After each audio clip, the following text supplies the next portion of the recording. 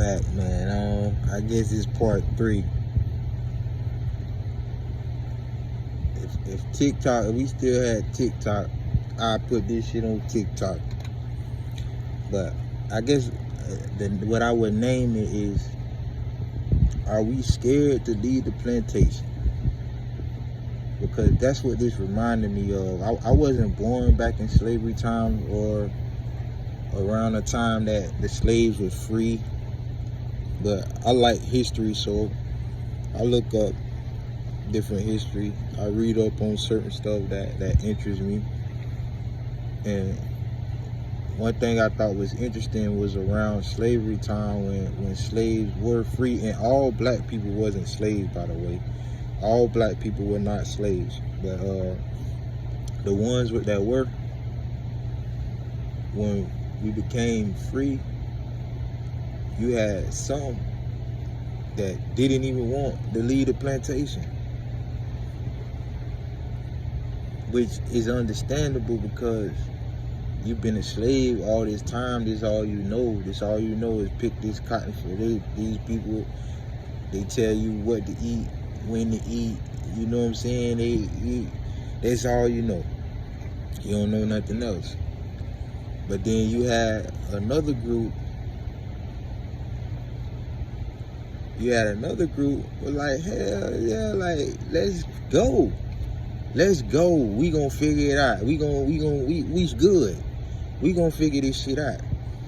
And the result of that, you had a group of free slaves, right, who took the resources that they had, took the little money that they had, because that's back when we had no choice but to work together. Because now everybody, like, we relying on certain shit, so we don't have to work together. We don't have to figure it out with each other. But back then, when they had to, when they was forced to, which is seeming like we're going to be forced to real soon, they put their money together, and that's how Freeman's Bank was created. I ain't the smartest person in the world, and I'm not claiming to be, but if I'm not mistaken, I think that's how the first ever black-owned bank was created.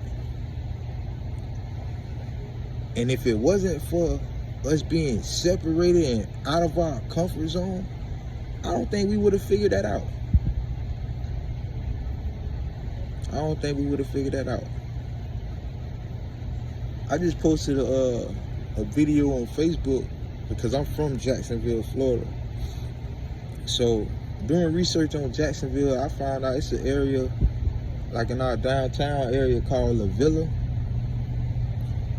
And that area, I found out, was thriving with black businesses, like doctor offices, lawyer offices, like grocery stores, all black owned. Like, this was during segregation. Like, this was during segregation, when the whites didn't want us working with them and for them.